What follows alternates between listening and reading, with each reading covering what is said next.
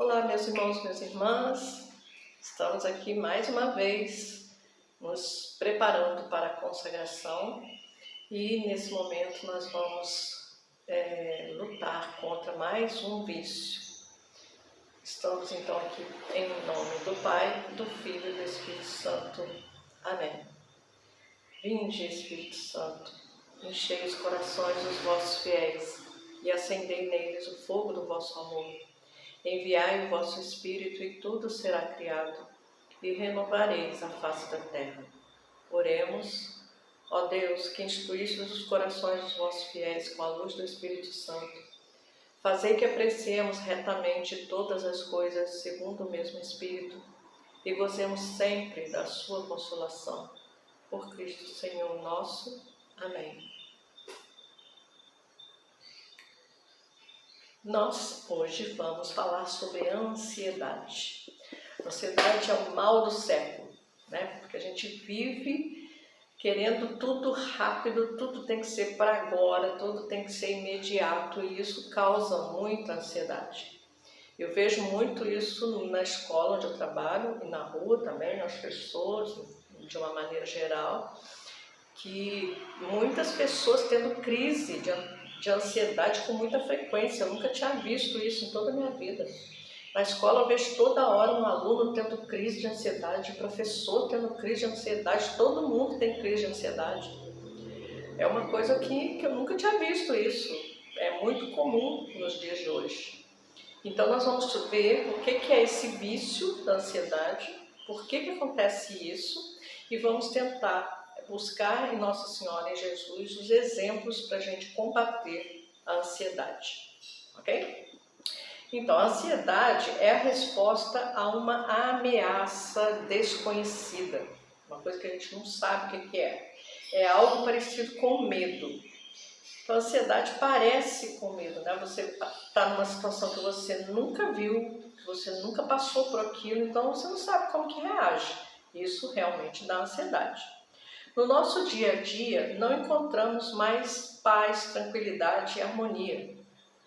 O ser humano precisa agir com muita rapidez para atingir os seus objetivos. Tudo tem que ser muito rápido. Com isso, a sensação de paz de espírito e calma dá lugar à devastadora doença nervosa da ansiedade. É uma doença nervosa, carregada pelo sentimento de impotência. A ansiedade corresponde à excitação dos neurônios e às suas necessidades de descarregá-lo. Então a ansiedade é muito séria, né? Porque ela provoca reações físicas na pessoa, né? A ansiedade acontece por causa que a pessoa começa a perceber que ela pode receber uma punição. A perda de um cargo de confiança, a perda do afeto de uma pessoa, de um amigo, a perda de uma posição, de uma situação que ela queria muito. O sentimento de estar desprotegido e desamparado. Eu vejo muito isso dos meus alunos em períodos de avaliação, por exemplo, em que eles ficam com muito medo de não conseguir fazer, de não alcançar um bom resultado, ou então de serem punidos por não terem feito alguma coisa que foi proposta. Eles reagem com muita ansiedade. O professor também reage assim. E também a possibilidade de privação, né? A pessoa que está num status muito elevado, ela fica com medo de perder aquele status e voltar para a pobreza, por exemplo. A perda do conforto, a perda do poder econômico, né? Quem é muito rico fica com medo de perder o dinheiro e não ter mais aquela fartura toda. A perda de privilégios, né? E a perda de vantagens. Tudo isso provoca ansiedade nas pessoas. A incerteza do futuro pode despertar ansiedade associada ao pessimismo e à sensação de que algo muito ruim vai acontecer. Na verdade, isso acontece porque as pessoas não confiam em Deus, né? Não buscam primeiro a Deus, não acreditam nele, não têm fé em Deus. Porque a pessoa que está sempre rezando, sempre na companhia de Deus, sempre buscando conhecer a Deus, ela confia mais, ela tira de sobre os próprios ombros o peso das coisas que estão acontecendo. Porque ela acredita que Deus vai ter, Deus é Deus do impossível, Ele pode qualquer coisa, né? Então a gente não precisa ter tanta confiança em nós mesmos e buscamos mais em Deus. E isso tira um pouco do peso e da ansiedade. A ansiedade se manifesta de várias maneiras, né? No desequilíbrio emocional, o simples contato com alguma coisa que é nova, com situações inesperadas e desconhecidas, são o suficiente para disparar estados de crise de ansiedade. Então, às vezes, muitas e muitas vezes a gente se depara com situações novas, que você nunca imaginou que pudesse estar passando por aquilo. E isso cria ansiedade mesmo. A ansiedade súbita, que é aquela ansiedade normal, você está no meio da rua, acontece uma coisa que você nunca imaginou que pudesse acontecer, você não sabe o que vai fazer, então te dá uma certa ansiedade. Isso é normal no ser humano, né? E essa ansiedade restringe-se a uma determinada situaçãozinha lá que aconteceu, num curto espaço de tempo, e mesmo que essa situação que causou a ansiedade não mude, né, continue acontecendo, a pessoa tende a adaptar-se e a tolerar melhor a tensão, diminuindo o grau de desconforto com o tempo, né? Então você está lá no meio da rua, aconteceu uma situação inusitada, que você nunca passou, que te dá ansiedade, mas é uma coisa que dura pouco tempo e aos poucos você vai se acalmando, vai se tranquilizando e tentando resolver a situação. Ou se você não tem como resolver, você se afasta e deixa que as pessoas resolvam. E aí você vai diminuindo o grau de desconforto. Mas também tem aquela ansiedade gradual, ela é generalizada, ocorre num período maior de tempo, né? Por exemplo, quando você está numa situação no trabalho em que você está achando que vai ser demitido, né? E aí você fica naquela expectativa, será que eu vou ser demitida? O que está acontecendo? Por que eles não falam nada? Isso tudo vai gerando ansiedade e essa ansiedade vai aumentando cada vez mais enquanto não se resolve. É uma coisa prolongada, não tem como você se tranquilizar, porque você não sabe o que está acontecendo, né? A frequência ou a duração das preocupações são desproporcionalmente maiores que as exigidas pela situação. Então, de repente, a situação nem é tão grave assim.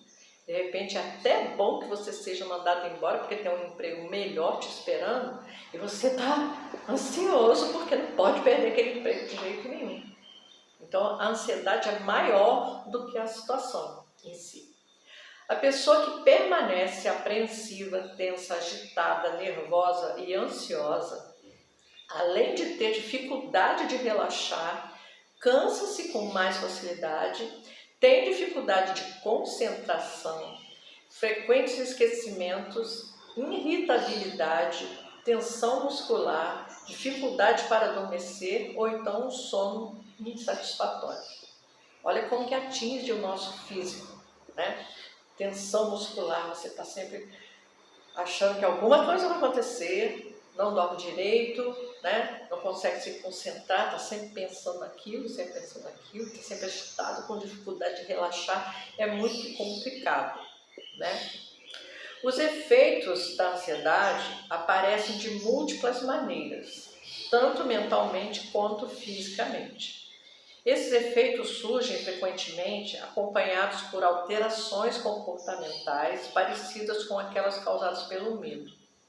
Você vê nitidamente que a pessoa está tendo uma crise de ansiedade, porque ela treme toda, ela fica toda dura, ela começa a falar besteira, coisa que ela não tem lógica. Você tenta falar as coisas para ela, ela não te escuta, a mão dela e os pés ficam frios, é uma característica física, né? E emocional também. Os sintomas mais comuns são boca seca, mãos ou pés úmidos e frios, respiração acelerada, pensamento agitado, muito tremor, a pessoa treme muito, perda ou ganho de peso. Olha como que afeta o nosso corpo.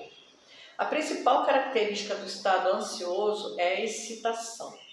A pessoa não consegue ficar parada.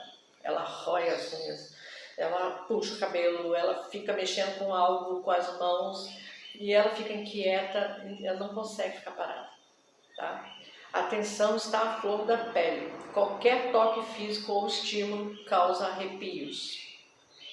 Falam mais do que pensam, falam coisas que não tem nada a ver e tem muita dificuldade para ouvir o que a gente tem para estar falando com elas, absorver e entender.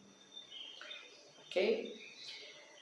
É uma situação bastante difícil de lidar. Eu já tive que lidar com vários alunos, colegas que estavam em crise de ansiedade e um momento é complicado de diminuir aquela crise. Só mesmo um profissional da psicologia é que sabe alguns recursos para diminuir essa ansiedade, essa crise. Eu li outro dia que se você colocar gelo na mão dessa pessoa que está em crise, ela vai ficar tão ligada naquela sensação de gelado na mão que ela vai diminuindo a ansiedade, tá? Mas eu nunca fiz essa experiência, não. Bom, então nós entendemos que a ansiedade é normal no ser humano. A gente só não pode deixar a ansiedade tomar conta, né? A gente não pode deixar que a ansiedade tire a nossa crença em Deus, por exemplo, né? Se você busca Deus, se você reza, se você tem contato o tempo todo com a sua fé em Deus, você não pode deixar a peteca cair, né? Você não pode entrar em desespero. Então, nós precisamos buscar o exemplo de Maria e de Jesus, que foram o exemplo máximo de paciência heróica. Nós temos que aprender, nós precisamos aprender a ter paciência. Ninguém tem mais paciência com nada nem com ninguém. O tempo todo a gente é provocado por situações que nos tiram do sério, né? E porque a gente está ansioso, que a gente está sem paciência nenhuma, a gente reage de uma maneira muito ruim. Então é preciso desenvolver a virtude da paciência heróica, principalmente espelhando-nos em Maria e Jesus. Os dois foram recordes em paciência. Ter paciência é a virtude em que se busca manter o controle emocional equilibrado, sem perder a calma. É difícil? Muito difícil. É hora que dá vontade mesmo de perder a paciência mesmo, mas tem que procurar exercitar isso. Ter paciência é saber suportar os dissabores e as contrariedades do dia a dia, tentando suportar com paciência as nossas próprias cruzes, também nas nossas provações e tentações, né? Todo mundo passa por momentos difíceis e a tendência é ficar questionando para Deus: por que está acontecendo isso? Por que eu estou passando por isso? Eu não aguento mais, está muito difícil. Tem que aprender a ter paciência, tem que aprender a esperar o tempo de Deus, a vontade dele, porque se você está passando por aquela situação é porque Deus permitiu que você passasse para você aprender alguma coisa. Então, além de não reclamar, não tratar de uma maneira desagradável a situação, procure ter paciência, procure agradecer a Deus por estar passando por aquilo, porque isso prova que Deus está cuidando de você. Enfim, nós temos que nos espelhar em Jesus. Jesus falou na cruz, né? Que seja feita a sua vontade, né? Eu não quero passar por isso, mas se essa é a tua vontade, que eu passe por isso. Devemos saber ouvir as pessoas com calma e atenção, sem pressa, exercitando assim a virtude da caridade. Nesse tempo que nós estamos vivendo agora, em que nos é solicitado cuidar melhor dos irmãos e das irmãs, né? Nós precisamos estimular esse nosso jeito cristão de dar atenção para o outro, de ouvir as necessidades dele, de tentar ajudá-lo nas suas necessidades. Tudo isso exige muita paciência, né? Porque as situações todas são muito complicadas, né? Ter paciência é fazer um esforço extra para nos colocarmos frente àquelas situações mais irritantes e estressantes. Principalmente dentro de casa, na nossa família, né, nós temos muitas situações, porque são muitas pessoas diferentes convivendo, né, juntos. Então, algumas situações, por causa do temperamento da outra pessoa, muitas vezes são coisas que nos deixam irritados, né? E a gente tem que exercitar a paciência, tem que exercitar. Quando houver um momento de conflito e falta de paciência, precisamos parar e fazer uma oração para acalmar o coração e só depois tentar resolver o conflito. Não adianta fazer nada de cabeça quente, né? Aconteceu uma situação desagradável, alguém falou uma coisa que você não gostou, te tratou mal. Em vez de revidar imediatamente, para, respira fundo, pede para Deus te dar paciência, conta nos dedinhos, 10, até 1000 se precisar, e depois pensa o que você vai falar e o que você vai fazer. É imprescindível que façamos o firme propósito de não reclamar do calor, do frio, da falta de saúde, do ônibus que está lotado, do trânsito que está engarrafado, da fome, da sede, do barulho, de tudo. A gente não pode ficar reclamando o tempo todo. Temos que renunciar àquelas frases típicas de toda pessoa impaciente. Mas de novo, você fez isso de novo, não estou aguentando mais. Eu já estou cansado disso, chega! Anda logo, você sempre me atrasa, você sempre me faz isso. A gente tem que evitar falar essas coisas. Essas coisas são desagradáveis e mostra que você não tem paciência com as outras pessoas. A virtude da paciência se opõe ao vício da ira, né? Que a gente falou agora há pouco, da ansiedade, da raiva, do medo. Sabemos que a tribulação produz a paciência. Olha só o que está escrito na Bíblia, né? Em Romanos 5. Sabemos que a tribulação produz paciência. A paciência prova a fidelidade. E a fidelidade comprovada produz esperança. Então, quanto mais você exercita a sua paciência, mais fidelidade a Deus você tem e mais esperança você consegue alcançar. A Virgem Maria passou por muitos momentos estressantes de provação, de incômodo e de dor, muita dor, durante toda a sua vida, mas suportou tudo com paciência. Jesus também passou por muitas situações que uma vez aconteceu no templo, lembra? Que ele chegou lá, estava todo mundo vendendo coisas. Jesus olhou aquilo. Se ele fosse reagir imediatamente, ele ia perder a razão. Então o que ele fez para não perder a razão? Foi lá, pegou umas cordas, trançou as cordas, fez um chicote. Depois, enquanto isso, ele estava se acalmando para não perder a razão. Depois que ele fez o chicote, que ele já estava mais calmo, é que ele expulsou aquelas pessoas do templo com razão. Ele era o lugar daquilo, né? Ali era a casa do Pai, não era lugar de fazer aquelas coisas. Ok? Ele não machucou ninguém, ele não feriu ninguém, e ele só expulsou as pessoas dali, só corrigiu o que estava acontecendo. A tolerância de Maria era admirável.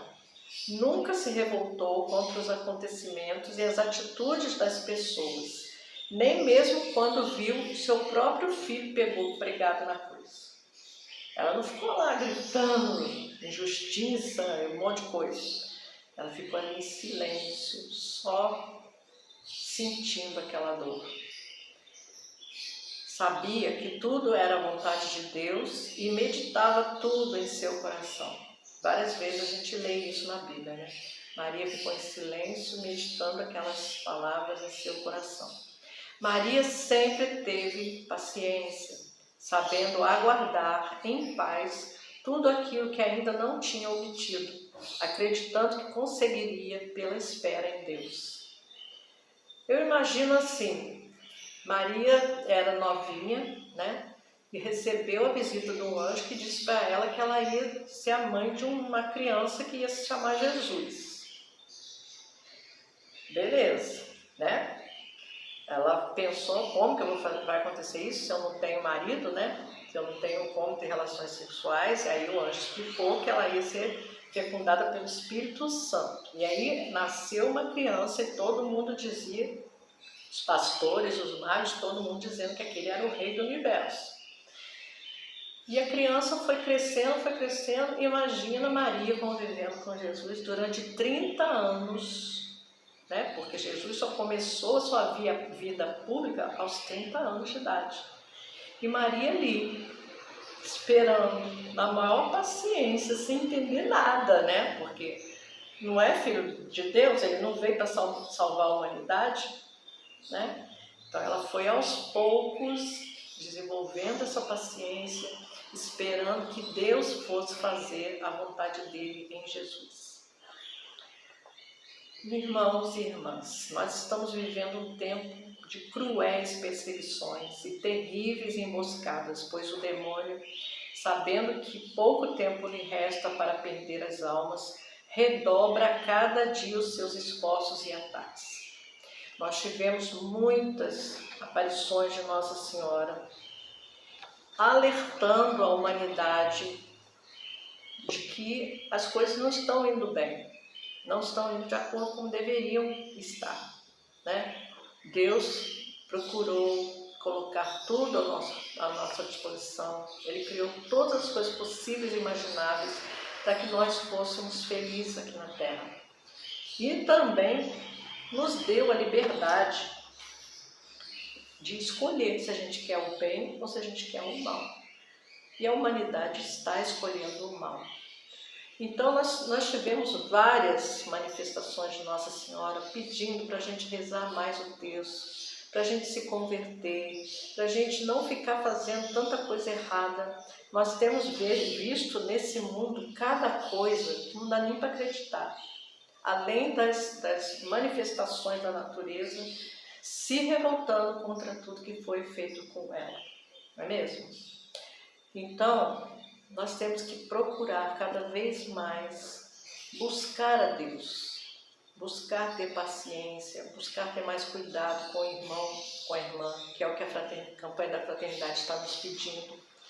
Buscar não ser tanto ansioso, não confiar tanto em si mesmo. Isso é que é o que está pedindo hoje. No Tratado da Verdadeira Devoção, nós vamos ver no capítulo 5, que fala dos motivos que nos recomendam essa devoção. Lá no artigo 8º, que fala que essa devoção é um meio admirável de perseverança. O que é perseverar? Perseverar é manter a calma, manter a paciência, manter o que a gente tem que fazer. Se a gente tem que rezar todo dia, vamos rezar todo dia. Se a gente tem que buscar Deus, vamos buscar Deus. Isso é perseverar, é não desistir, é não sucumbir diante das dificuldades, entendeu? Neste capítulo que fala da devoção, é um meio admirável de perseverança, a gente vai ler isso no número 136, o seguinte: o motivo mais poderoso que de certo modo nos induz a essa devoção à Santíssima Virgem é constituir um meio admirável para perseverar na virtude e ser fiel. Como se explica que a maior parte das conversões dos pecadores não seja durável? Por que as pessoas começam a fazer essa consagração e desistem? De onde vem a facilidade de recair no pecado? Muitas vezes a pessoa até quer, ela começa tudo, mas ela volta para o pecado. Porque a maior parte dos justos, ao invés de avançar de virtude em virtude e adquirir novas graças, perdem muitas vezes um pouco das virtudes e das graças que tinham. Por quê?